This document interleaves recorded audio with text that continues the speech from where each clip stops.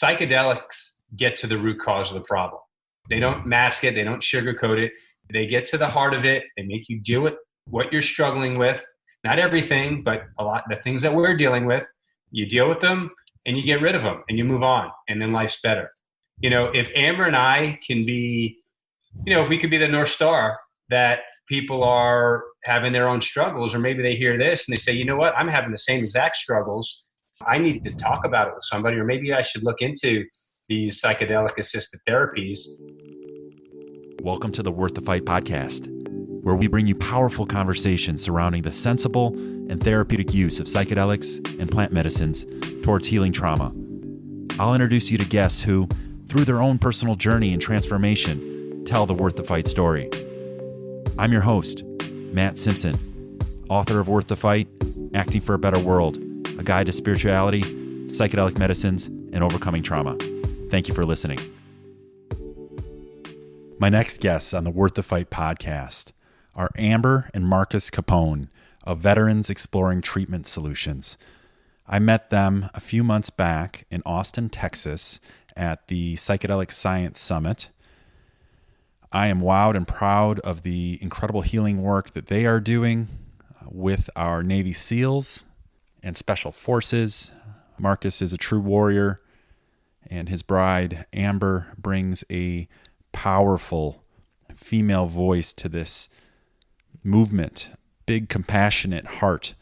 And she speaks candidly to the pain that the wives and the children and the struggles that the wives and the children and the families are going through amid the mental health crisis that our war veterans are in, struggling deeply with PTSD and struggling deeply with traumatic brain injury, which we're going to be talking a lot about that as well today. Marcus had a profound healing experience with Iboga and 5-MeO-DMT. So they're using different psychedelic medicines, a different part of the spectrum. You all might recall Worth the Fight podcast episode number 3, we had Jesse Gould on the show. He's the executive director of the Heroic Hearts Project that is sending treatment-resistant depression war veterans to have ayahuasca healing ceremonies. So it's great to see that there's other organizations that are engaging this healing work. There's strength in numbers. Some of the first words that were uttered to me in December of 2014 when I went down for my first healing retreat in Costa Rica from my teacher were, there is no competition in spirit.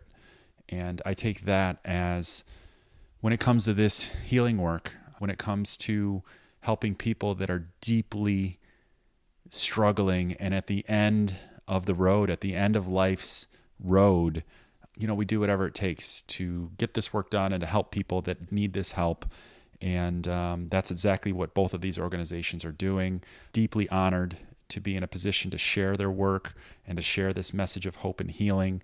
They've had upwards of 100 Navy SEALs and Special Forces through the program. This is, again, a deep honor for me to share their message of hope and healing as they tell the Worth the Fight story through their own experiences and through the incredible, brave work that they're doing. And they have an extremely bright future of standing tall and sharing loud and proud to create awareness and to raise funds and to keep pushing this work forward. Without further ado, after a very long-winded, passionate introduction here, I give you my conversation with Amber and Marcus Capone of Veterans Exploring Treatment Solutions. Thank you so much for listening. 5-MeO-DMT and Iboga, two of the more potent psychedelics on earth.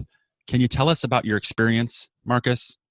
Yeah. I tell most people it's like going to hell and back. They're not easy psychedelic medicines to actually tiptoe into. I've had zero experience, Amber or myself, with either of the medicines.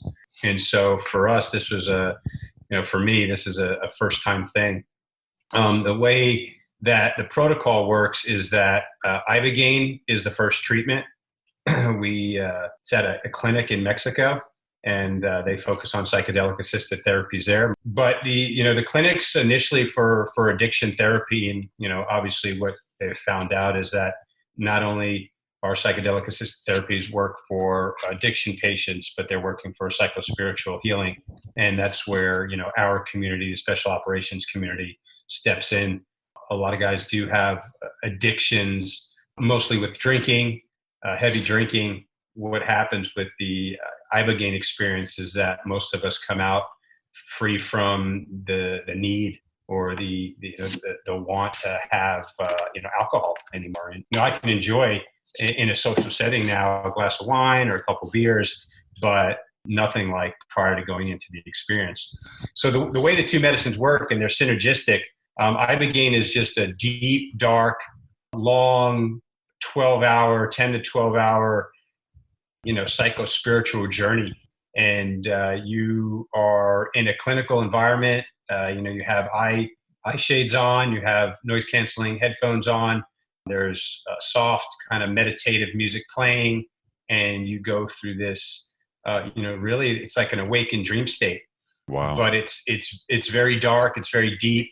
You should also mention that some of the guys that have received treatment have had really positive Ibogaine experiences. Some have had no experience. So for the majority, it's been dark and deep. And for Marcus, it was dark and deep. But I wouldn't assume that it's always that way, maybe.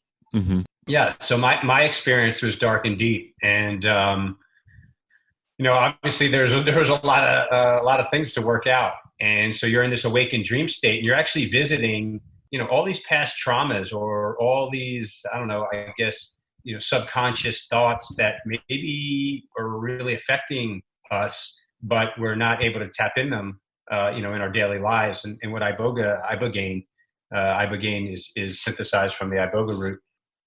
Ibogaine really pulls these traumas and pulls them to the surface. And so you're dealing with these years of things that you may not have been able to recollect, recall. And during your experience, these traumas are coming to the surface. You're dealing with them. You're actually watching them play out in front of you like a movie. So you're getting some really strong visuals. Picture yourself in a movie theater, and you're watching. What you're doing is you're really like watching your life fold out right in front of you. And you can almost feel like a defragging of your brain going on, like it's filing all your memories in order. And some of these experiencers are really hurtful and dark, and some of them are lighter. We had a lot of experiences of Amber and the kids, and those were fun and enjoyable. But then others are, you're seeing demons, and you're dealing with stuff that may have hurt you or is currently hurting you. And the idea is you deal with those experiences, and it almost feels like there's if you had a backpack full of rocks, you're throwing those rocks out. It's like taking weight off your back as you're dealing with those traumas. That resonates big time.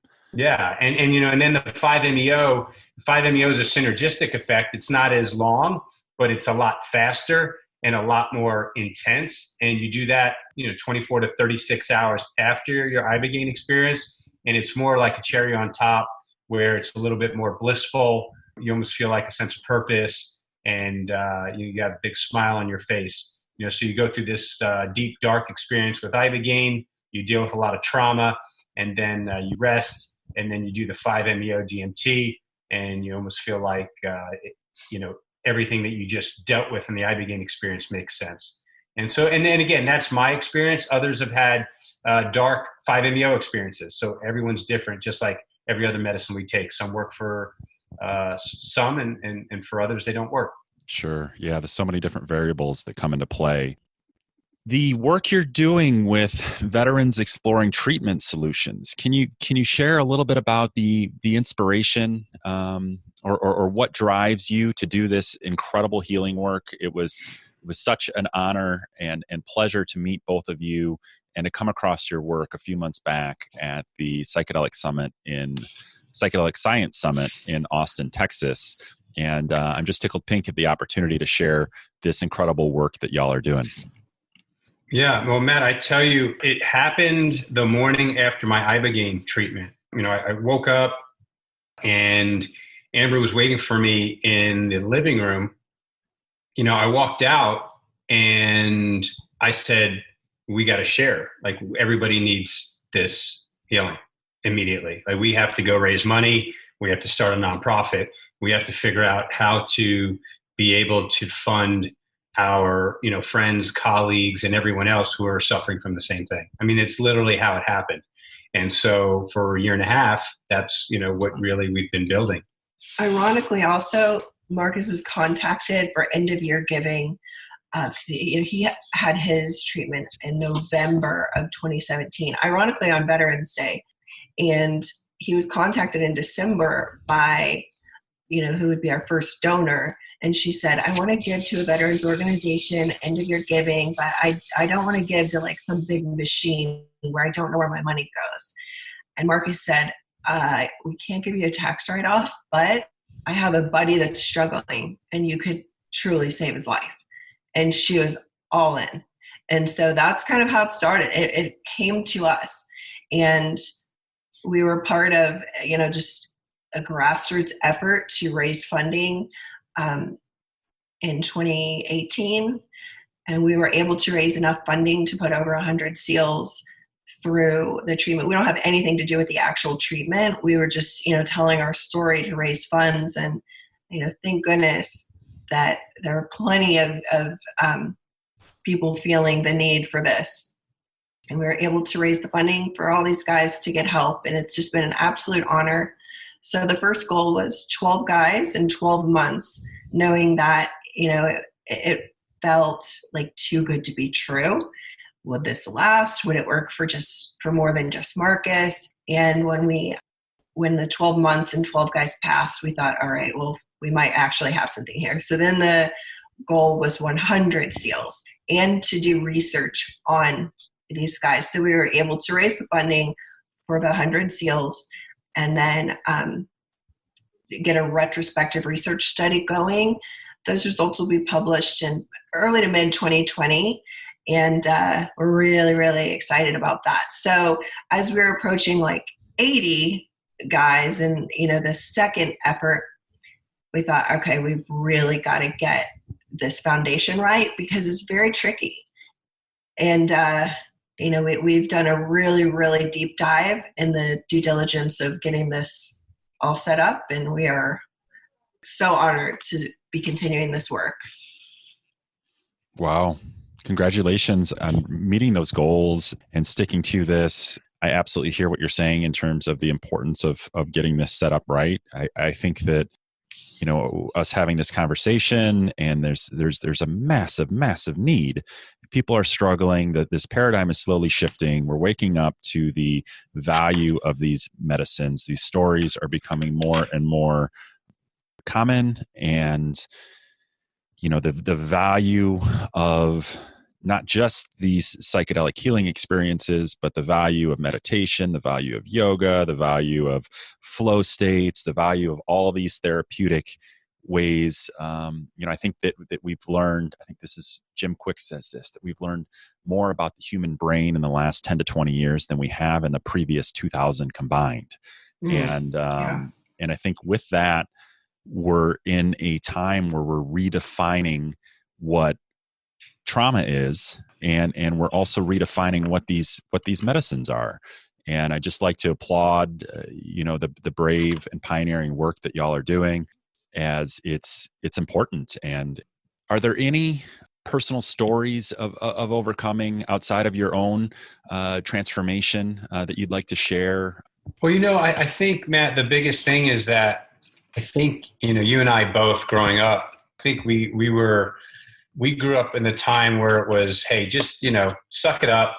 Don't, you don't talk about these problems.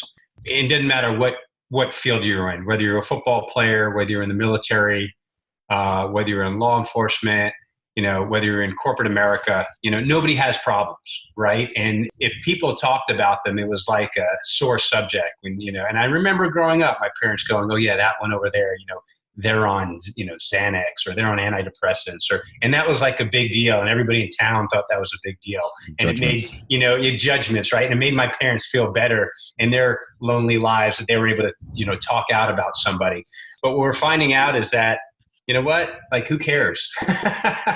who really cares? Like, for everyone to show up to work every day and have the smile on your face, right? We have Facebook and Instagram and all these things where everyone's lives quote unquote are perfect, but we really know deep down they're not. And everyone's really struggling. Not everyone, but there are enough people that are struggling. And I think Amber and I have just gotten comfortable. I obviously have gotten very comfortable just saying, hey, you know what? I was struggling. I had a bunch of issues that I needed to work out. And I either could have decided to lose my family, suck it up, not take care of it, show up to work every day smiling, and then not have the relationship with my kids or my wife and not care about it. Or I could, try to figure it out and try to get to the root cause of the problem. And, psychedelics get to the root cause of the problem. They don't mask it. They don't sugarcoat it. They get to the heart of it. They make you deal with what you're struggling with. Not everything, but a lot the things that we're dealing with. You deal with them and you get rid of them and you move on, and then life's better.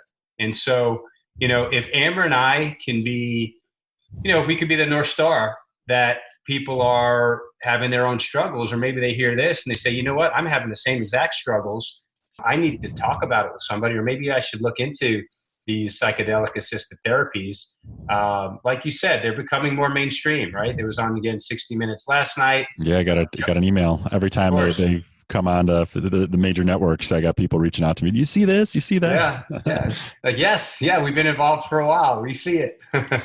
Johns Hopkins obviously dumping a lot of money into research in their new research center. And now there are, for-profits that are getting involved. And so people see the magic in these medicines, and that they're, as long as they're, regulated and used correctly in clinical environments, there's going to be some real healing, not just in the veteran community, in the athletic community, in the complete private sector, and in the whole world. Absolutely. Amen to that. The post-traumatic growth and I think that you're a beacon, the way that you're embracing your path. And like I write about in Worth the Fight, is the only way that we can positively impact people is to be the change, and to dig in and embrace this integrating these experiences, putting them in service to something bigger than ourselves. And this is something that I've been talking a lot about in prior episodes. I was just working on this really powerful conversation I had with Akshay Nanavati, who's a former Marine who's been serving as my mentor, helping me get my work off the ground and out into the world. He wrote a profound book called Fearvana, which was endorsed by His Holiness the Dalai Lama. And his whole message is suffer well, or find a worthy struggle, or struggle will find you. And, we talked a lot about the power of going into the dark. And, I'm a big believer that the degree to which we understand and know our darkness and we face our darkness is the same degree to which we can stand and share and love in our light. And, I think that this story of overcoming, your story of overcoming, the way that you've addressed what needed to be addressed, and, have let go, and then, set your sights on helping your comrades and helping your brothers and sisters that need help, is really admirable. And I just like to, again, applaud that. Thank you, Matt. I mean, you say it in Worth the Fight, right? Like, you just have to drop your ego, like lose it. I still have friends who have big egos and everything's important, nice cars and big houses and everything else. But, at the end of the day, and you say it the best in your book, like, none of that really means anything. Like, if you're not truly happy internally, all that other stuff is just temporary. And so the other part is, speaking out. If we don't speak out, we keep our heads in the sand, then these issues are just going to continue on. And I think Amber and I both grew up in a place where you didn't talk about your problems. Like you said, you kind of buried your head in the sand and made believe they weren't happening. But, for us, it's easy now. We speak out. We tell people like it is. We tell people how we were struggling. And that resonates with everybody. Everybody wants to hear you vulnerable. And we're vulnerable. We've come to realize and embrace that true strength is vulnerability. And so I would like to say that again. True strength is vulnerability.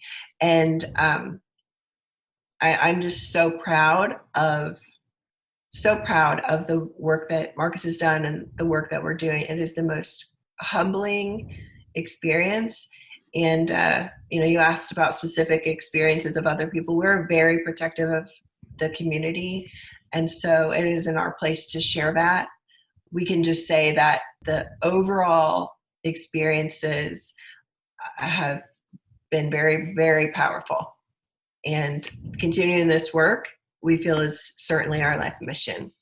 Yeah. And, when you get text messages from individuals, to Amber and I both that say, hey, you saved my life, or you saved my family, like I get chills. I think that's awesome. I can't think of anything better ever. And so we're going to continue on. We're going to continue advocating. We're going to continue just speaking out about it, because we have to do this. Like there's nothing else to it. Beautiful. Ever. The true strength is vulnerability, is being vulnerable is a powerful line. The Gospel of Brene Brown comes to mind. This cultural movement that is welling up and showing the value and why is vulnerability such a powerful tool. I believe that it's because vulnerability builds trust, and without trust we can't have connection, and connection is the one reason why we're here. And I say that about every third or fourth episode, and I'm going to keep doing that because it's a central part of the Worth the Fight podcast messaging. And it's exciting. It's exciting that the military families are engaging these medicines and engaging this mindset, helping each other, giving it back, paying it forward. As you know, Marcus, from reading Worth the Fight, there's a lot of I've taken time to look out in the distance as to where this movement may head and where it is heading. And, in this world that we live in right now, where so many people are struggling, we have a mental health crisis, not just in the veteran community, but in, I think it's 1 in 4 Americans are on psychiatric medicine. Depression rates are soaring. PTSD rates are off the charts. Suicide is up and ages 8 to 80. And having the veterans lead, because they're so respected here in the U.S., have them lead by example, and to have this healing be a love-based solution that we all agree on. And one of the few things that we can agree on in this world where there's so much discord and we're struggling politically, environmentally, socially, to have a love-based solution that hits us all in the heart. No one gets to hide from this conversation. No one does. I mean, y'all go out and fight for our freedoms and then come back, are largely greeted to a VA. And I hate to bash the VA because I know that they're just doing the best that they can. And 2 wars and 16, 17, 18 years of deployments, that's a lot of workload. I'm going to get to a question here eventually. Yeah, no, you're good. No, it is a workload. And I tell people, the individuals at the VA, they mean well, they want to help, but there's it's a big system and a lot of things are broken, and I know they're trying to fix it, but handing out bags of antidepressants are not helping us. Not when they have a risk of suicide. Yeah. When you have a veteran suicide epidemic and you are giving your main weapon in that fight is something that may cause, someone to act out suicide. How much sense does that make? Well, the bottles all have skulls and crossbones on them. I mean, should we be surprised? Yeah, exactly. It's just that the treatment is just not there, and it's not acceptable. I'm sorry. That's not acceptable. Amen to that. I feel that strongly. And this is something that, pushing forward this work, leading with our war veterans that I think deserve this healing above all else, and trusting in the healing that y'all are doing and your ability to disseminate this message back to our culture. And that's my why for getting out of bed after coming across and doing this work for the last few years, and it's given me an immense amount of hope for a better world and leading with rallying around our war veterans, to me, is that love-based solution that could help so many different arenas and so many different areas in this world. I saw a Facebook forward the other day. You guys will get a kick out of this. This is a little bit lighter. That someone had posted, and it showed 6 or 7 Navy SEALs that were all retired, that were engaging, that are working towards ending child sex trafficking, and that pretty much sums up why I'm doing this work, is because y'all are badasses that won't settle for the bullshit that we have here in our culture, and aren't afraid to engage and to give back. You guys take an oath, you guys and gals take an oath to serve and protect. And there's a lot of places that need service here in our screwed up country. We are sheepdogs, and I'm glad you mentioned that. No, we really are. Amber loves talking about even sheepdogs and wolves. We have a sheepdog, and he's very protective. But no, our guys do. I mean, that's what we do. We have that sense of purpose is, one of the big reasons that a lot of us are going into these deep depressive states, because when, along with some of the head trauma, once you transition out of a place that never felt like a job, and you're with a tribe of individuals that are just so amazing, and then you go out into, like what you just said, this private sector that's just, it's gross at sometimes, and things like chasing sex traffickers, and we're involved in a nonprofit that's helping the mental health issues, and that's what our guys like to do. Where we can help and have purpose and find direction. Like that's what we want to do. That's what we were meant to do. The guys really are a force of good, and they're the most amazing individuals. And not just the guys, their wives, the kids. I mean, those are the ones that have my heart, because they are kind of the unsung heroes of the last almost 2 decades. There's not a lot of fanfare around the women and children of the SEAL community, and they're the ones really that are also living through these really difficult times. And so, if we can be in any way involved in creating light for a family, the impact goes beyond the guys. It's a family that's affected. It's generations that are affected. And so, it's just ultra, ultra humbling. Someone said it best, that these guys are not done serving their country. They're coming up on their most important mission yet, which is leading the way for these medicines to be available for the broader population. And I truly believe that. And it's our goal to create, kind of like a new community outside of the community. We miss each other desperately. And it's very weird to be away from our community, but to have a new sense of purpose that's uniting, families and healing is like just blown our minds. It's so amazing. Powerful. Yeah, that was the most moving part of you sharing and talking on that. Was one of the most moving parts of that whole conference of Psychedelic that we met back a few months back in Austin. And can you speak further to how things have changed at home?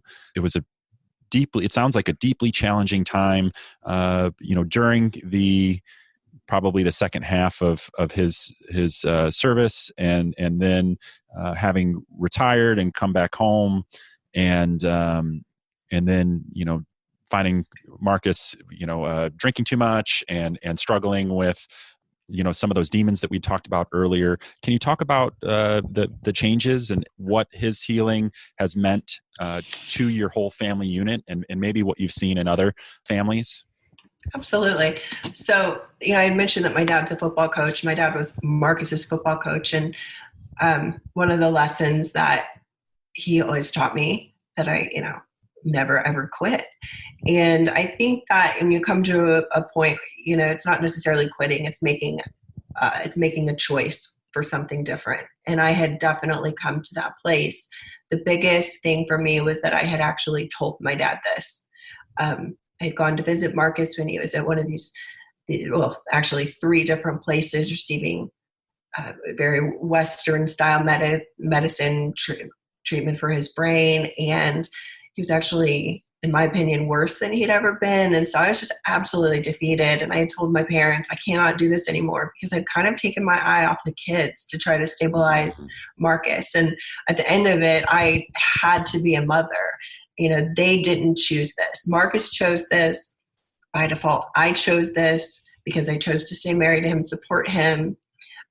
Granted, we had no idea what we were getting into, but I chose to support him. And the kids didn't have a choice. And, you know, it was one thing if, you know, they didn't have a present father, but I was choosing not to be a present mother in some ways because I was so focused on trying to save Marcus. And, you know, life was really tough, but I had come to the decision that I had to just move on. And that was terrible for me because I really thought in my gut that Marcus would probably not last more than 2 years. And I had told my parents this, and it was really difficult to wrap my head around that because I was working through forgiving myself and preparing my way out, knowing that he really needed to be anchored by a family, and without us, he would just spiral.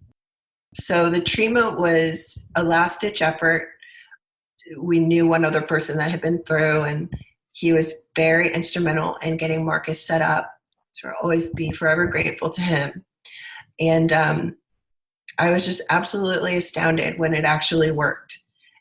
And the changes that we've experienced since then, and the biggest change is that, you know, our teenage son that was struggling so badly during that same time, he and Marcus have a really strong relationship now.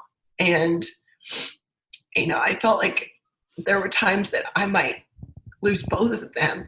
And the fact that we're, you know, whole again and they have a relationship is just like, honestly, such a blessing. It's a blessing of a lifetime. Just everything is better. The trajectory of our lives has completely changed. Powerful. Absolutely powerful. Thank you for that vulnerable share. And it sounds like this Hail Mary was indeed answered. And in the process, you know, both of you answering the call to share these insights and to share these gifts with your community that is struggling, and the way that you stand tall, Amber, as a wife that has been affected by this mental health crisis that our veterans are struggling in is very admirable. And TBI crisis. TBI. I know I'm pounding TBI into the pavement, but I really feel that is a giant root cause of so much of this suffering. Mm-hmm. I want to backpedal a little bit. And as a 40, I think you were 40, 41 when you had your first healing experience, and you'd had a lifetime of, as I've affectionately call in my book, bullshit incorporated programming about what these medicines are. What was the biggest change in belief that you came across as a grown man who was very rooted in knowing who you were, albeit with lots of struggles? What was the biggest belief that changed with after undergoing this unconventional healing? I think that the biggest change was, or change in belief, I should say, was not thinking I had to have an ego anymore.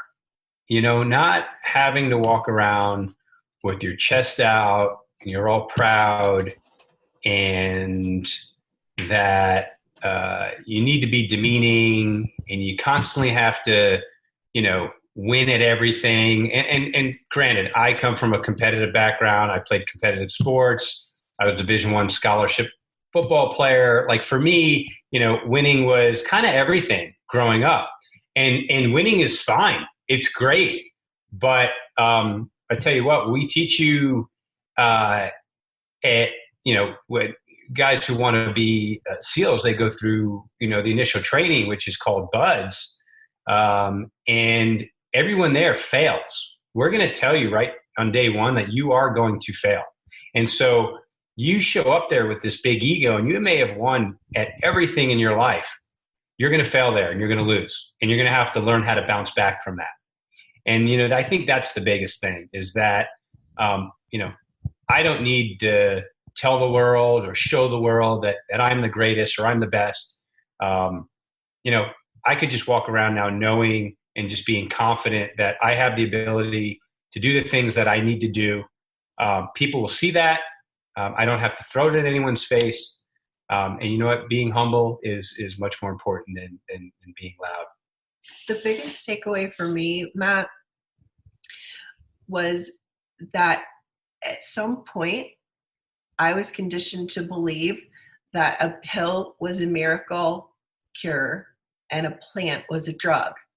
Now, I will be very upfront. I do not have psychedelic experience. I don't plan on it. At this point in my life, I just have loved someone so deeply that has been so radically shifted. It's made me shift my perspective in so many areas. And this is probably one of the biggest for me. This is a naturally occurring substance on earth. So it's a bondage breaker.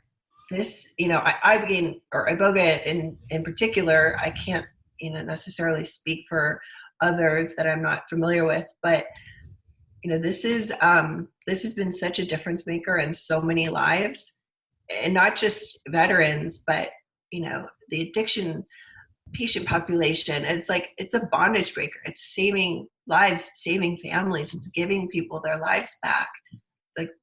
That's not a bad thing.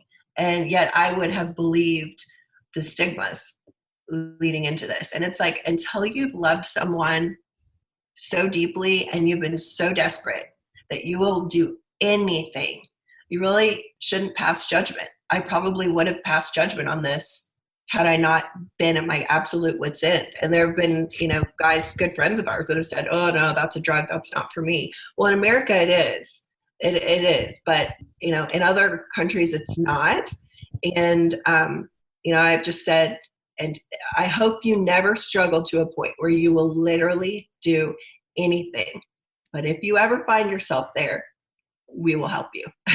And I think, what's going to happen, and this, Matt, is, now that these stories are coming out on 60 Minutes and you're reading about them in Michael Pollan's book, and now you're reading them everywhere. I mean, I feel like the growth of this whole movement is happening so fast that, within a year or two, right now we're still talking to people who look at us kind of cross-eyed to say, well, what are you guys doing? Right. And in 2 years, everyone's going to go, oh yeah, that's fine. It's no problem. Right. Because that's what society, has conditioned us. So as soon as everyone gets on board, it's okay. There's no more issues. It's not illegal anymore. You could go ahead and do what you want. And, we're not going to look at you differently. My 82-year-old grandmother is selling CBD patches. There's a shift in America. There is a shift. Absolutely. And it's an exciting time.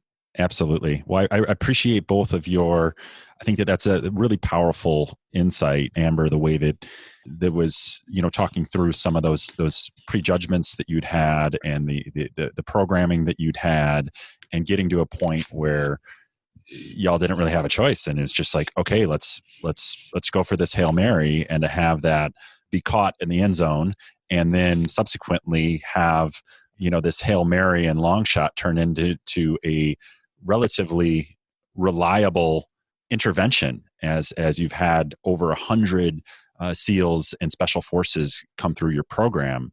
Yeah, this is how change happens. And as Jesse Gould says, is that the veteran voice is this one of the strongest tools that this psychedelic movement has in destigmatizing the erroneous beliefs around these plant medicines. So again, just wowed and proud of the work that y'all are doing, and it's super inspiring to share your work and to know that you both are digging in and embracing this journey for the long haul, and doing this in the name of love and the name of service. During the summit, Marcus, you talked a little bit about some of your challenges you had in your youth about being bullied. And this is something that I've been scratching. I address in Worth the Fight, and this whole idea that of trauma and war, and about how trauma breeds more trauma. And that's certainly something that we found is that so many of the warriors that have gone through the programs, it's the trauma in the early years of childhood development that, we might be thinking that, we're healing PTSD or post-traumatic stress from service time, but going back to those early years. Can you speak a little bit about the bullying that you'd mentioned and your thoughts on trauma and war? Yeah, let's go. We'll talk the bullying first. And I don't, know what you want to call it, but I was a tall, skinny kid who played sports, and I was a younger kid too. So my parents put me in school a year early. So I was this like uber young, skinny kid that was actually a really good athlete, and people didn't like that. And so I would get harassed or picked on a regular basis from the older kids, beat up, had my nose broken. And then I went to a Catholic high school. I was the only Jewish kid that went to a Catholic high school, specifically for sports, for football. And, that took on a whole new level of, harassment. And so I kind of just went through that from an early age all the way through, my senior year of high school. And, as soon as I left high school, nobody understood why I, really didn't keep in contact with anyone. I couldn't wait to get away. And just kind of prove to everyone that, nothing's going to hold me back here, and I'm going to move on and do great things. And so, I experienced it. I'm sure others experience it probably far worse. And it's ironic. I've had some people tell me that, no, you weren't bullied. That was just a rite of passage, growing up. I don't think I believe that. I mean, you can call it a rite of passage if you want, but it's it's a screwed up rite of passage. I guess because we don't have, that's a whole another tangent, but we don't have proper rites of passage. I think that's something that, from an evolutionary standpoint, that we crave. I digress. I didn't mean to cut you off. No, that's okay. And then you wanted to get into the second part of that, Matt, was trauma and war. Trauma. This idea that when people are traumatized, they're likely going to seek out and perpetuate that behavior and traumatize others. Absolutely. So I think he traumatized plenty of people in college. Yeah. So it's a great thing. Yeah. Once I got out of high school, I grew a little bit or a lot of it, and turned into this Division I athlete. And I took my frustrations out on a lot of people, and I think it's from the years of being tormented myself. So I'm not laughing about that. I'm just saying, you did laugh. I take it back. I wasn't laughing. So I think the SEAL community was, the SEAL teams were perfect for me at that time. But I think what I've seen, my friends that have gone overseas and have lost friends. I think they come back and they just feel that society doesn't understand what we, went through over there. A lot of it was fun and exciting, and you would never want to do any other thing, right? I mean, it's like I said, you train, it's like practicing all the time, and then you actually get to go play in the big game. But that takes a toll, and after a while, I think just your subconscious just doesn't. I don't want to say doesn't approve of all the things that you may have saw or done. And it's just, you just can't come back and hang around the printing, the copy machine at the office, and just, go on like life is just hasn't changed you. And so, people don't understand that. We come back and the private sector just doesn't understand the reason why we did the things we did, why we wanted to go into the military, why we wanted to go into special units like the SEAL teams and special forces and the Rangers, and et cetera. But, there are traumas, and those traumas are what are affecting us now back here. And again, I feel that these medicines have helped move those traumas on. I'd like to also point out that, there's a very special generation of soldier. And, there are guys that Marcus went to buds with SEAL training back in 2000 that are just coming up on military retirement. One of his very best friends, in fact, is still in the team, still deploying. This is unprecedented. And these guys have answered the call. And I know I am so proud to know them. And I think that, as a way to say thank you to our veterans that have carried the weight of these wars on their backs for the longest run in history, we need to figure out a meaningful way to really address their health care moving forward, because there's a tidal wave coming. Yeah. There's indeed a tidal wave that is coming, with so many modern day soldiers that have deployed and are struggling, and some of the challenges that we have here in the States. Sebastian Junger, he talks about in his book Tribe that it's not the soldiers that are, it's our disconnected, alienated way of life that we live, where we're all on our smartphones, and we've lost a lot of this community, and certainly when y'all come back from service, there's no proper reintegration. There's no we do a bad job at it. Shared public meaning. At the end of the day, I'm sure that so many soldiers is like, what did I fight for? What did I sacrifice? What did I do all this for?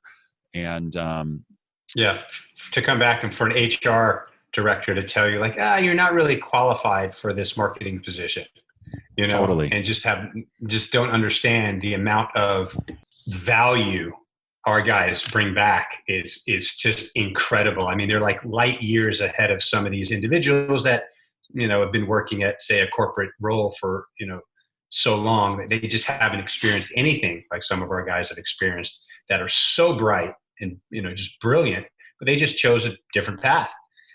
You know what? The Israelis do it really well. We should take it out of the playbook from the Israelis. They know exactly how to treat their soldiers. Everyone in the country has to serve in one capacity or another, whether that's at, a hospital or on the front lines fighting, but they take care of their individuals because the whole country is involved.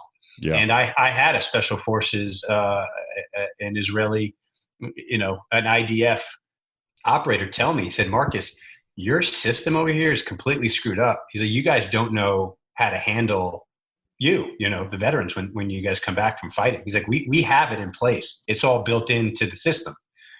We do it correctly. He's like, thank God you guys have so many nonprofits that help one another, because he said, you don't do it correctly. It's broken. And here's the other thing too, like beyond that, if you're given a diagnosis that's only somewhat valid and you're told that you have a disorder and here are your pills that may or may not help, may cause suicidal ideation, and go have some talk therapy, if there really is a degenerative brain disease or diseases at play, time is of the essence. Every day matters. So let's start really diving into what some of these issues may be. I believe that there's plenty of veteran brains that are, post-mortem problematic enough that we need to be thinking about how do we circumvent this. Let's not just say it's solely PTSD. There was just an article released this past week, I believe, that says military records must now contain blast exposure, records. And that's a start. But It's like, what do we do with that? What do we do with that? Because time is of the essence here. So another thing too that we're really passionate about is brain donation. Sign up on the brain bank, for down the road at any point, to donate a veteran brain for research. I think it's really important that this TBI epidemic is really figured out and taken seriously. Wonderful. Thank you so much, both of you, for sharing. We went a little bit longer than planned. Again, super grateful for your open and candid shares and for the bold and pioneering work that y'all are doing to speak up for those that are hurting and those that are struggling, and leading by example to show the way. And how can people help push your foundation forward? How can they get involved? Yeah, appreciate that, Matt. For one thing is, this is not easy for Amber and I. We just feel we have to do this because we're going to be able to help so many people. Maybe not hundreds, maybe thousands, maybe tens of thousands or millions of people. And so, our community, there's kind of a, silent, rule that you just, you don't speak out, you don't talk about the things you did. And that's a struggle for Amber and I, because we don't want to cast a negative light on us or on our community that has given us so much. But, we feel that we have to tell the story. We have to share, because we are going, in our opinion, to save lives, save families, give kids their dads back. And so, we'll have a few naysayers out there, but those aren't the ones that are important. What is important are the ones that we're helping.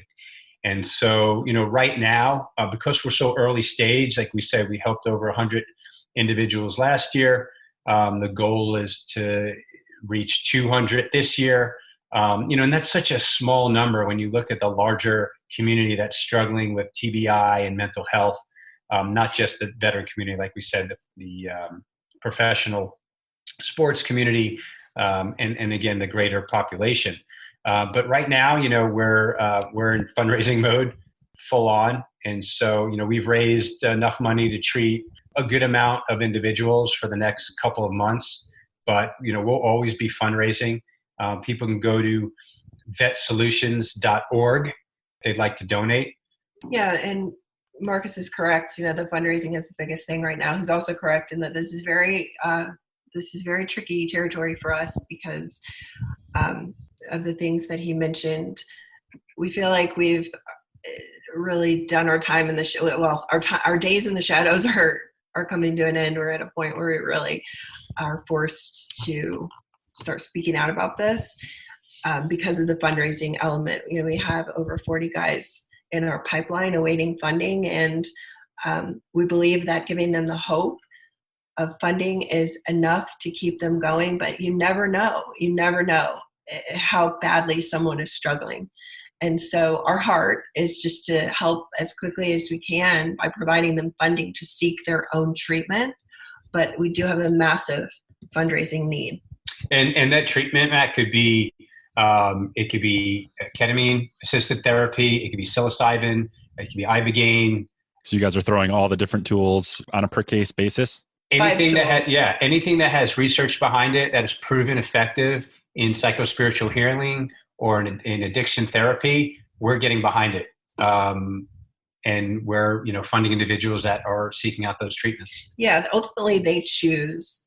But, knowing that MDMA and psilocybin are just so close to being accessible in the U.S., and then ketamine, which is already available in the U.S., and then obviously Ibogaine and 5-MeO, which is the combination that saved Marcus's life. We don't feel that we're in any position to be able to recommend treatment we just won't do that.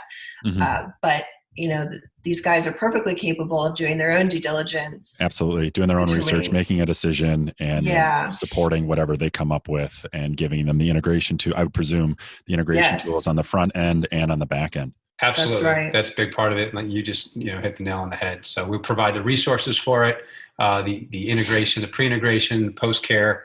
And, and then the big part of this is advocacy, just what we're doing here. We've been told, through advisors, like Amber and I need to speak out, like often, regularly. We got invited to speak in Israel at a conference. We're speaking at a big conference in LA in April. That's really cool, Matt. You should look into. Yeah, we'll talk about that offline. Yeah, absolutely. Rick will be speaking there also, and I think Jason Silva also will be speaking. So it's a big event. So these events, Amber and I we have to get up there and tell our story. The more we spread the knowledge, the more people will be educated and the three pillars of our organization are resources, research, and advocacy.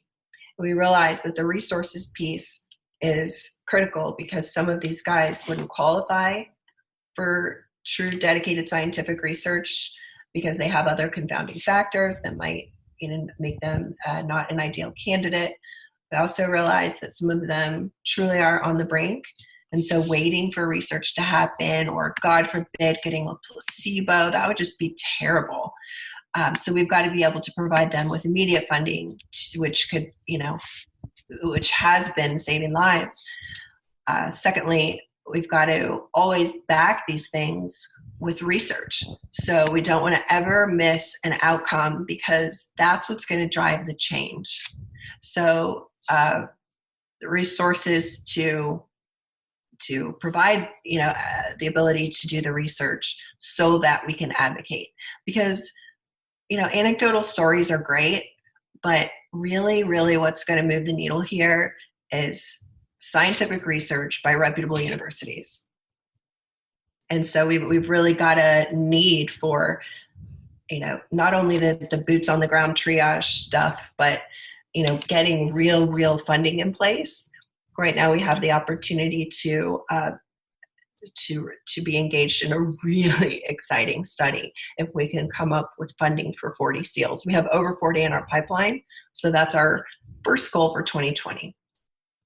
Wonderful. Well, all the best in achieving that goal. And again, wowed and proud of the work that y'all are doing. And it's so important and admirable and inspiring. Are there any parting words of wisdom that you would have for a soldier, a war veteran that might be struggling, or anybody struggling with mental health, thinking about possibly engaging these medicines or coming on this path? I'll just give you my personal testimony here. There is hope for you. I've been to the deepest, darkest places, and where nothing matters. You don't want to get out of bed. You want to isolate. You don't want to answer anyone back. You don't see any future at all. You don't want to do anything. You don't want to eat. I'm just telling you right now, if you're struggling, 100%, there's absolute hope. And as low as you're feeling right now, you can feel 1,000 times better and wake up every day and feel like you have purpose again and drive and just like excited, being excited about life again. And that's where I'm at. And so, I went from one extreme to the other, and I'm going to stay here now. And, I have the tools now put in place that if I am struggling, at a certain time or a certain day, I'm able to fight out of that just from my experiences through psychedelic assisted therapy and through all the other things that I work on a regular basis. And unfortunately for some of us, me, I have to do these things every day. That's the curse I get. So the curse I get is I was dealt this mental health blow, and now I'm healed, and now I get to help thousands of others. So there is hope, I promise. And go seek out these treatments. These are working faster and better than anything that's in the market right now. And so, and I would add to that, we're advocating for alternative healthcare. We're advocating for psychedelic solutions, but obviously, doing that in a safe, legal way is paramount to this, real change down the road. So, and I would also say to the wives and the kids, this is what makes me cry. Like, I know the struggles that these women are going through. And I would just say that your husband needs you. And I know how tough these women are. And I know that together we can see change. And so I'm in constant prayer for all of these families. And I would also take forward a message of hope. Beautifully said. Thank you both for sharing and for shining and sharing your gifts. I really appreciate this time. Matt, we appreciate you. Yeah, thanks, Matt. And thanks for being such a great friend. We really enjoyed meeting you down there at that Psychedelic Summit in Austin. And we look forward to seeing you more, hanging out more, collaborating. Yeah. Indeed. Look forward to the next time, for sure. This has been Matt Simpson of the Worth the Fight podcast. Thank you so much for listening. You can learn more about our mission of hope and healing at worththefightbook.org. Please rate, review, and share this episode. Please help us expand our circle of influence and get these vital conversations out to our human family. Also, if you are in a financial position to support the show, you can help us push forward these conversations with monthly donations on Patreon. This podcast is a tremendous amount of work for me, and I have stellar guests in the queue. Please help if you can. Thank you for listening to this programming. Much love, y'all. Peace.